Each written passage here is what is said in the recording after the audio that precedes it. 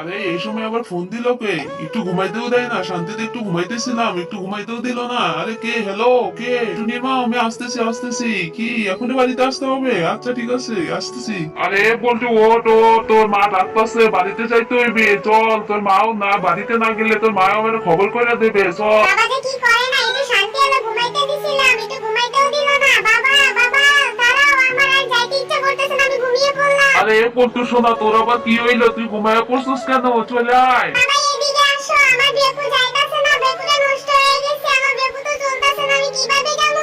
আরে বলতো, তুই এটা কি করস? দাঁড়া, আমার গাড়ি নিয়ে আসি। আরে আমার গাড়িতে তোর গাড়িটা তুলে দিলাম, এবার আমি যাই। বাবা তুমি তো গাড়িতে চলে যাইতাছো, আমি কিভাবে যাবো? আরে গাড়ির পিছনে পিছনে দৌড়া দৌড়ায়। বন্ধুরা, আমার এই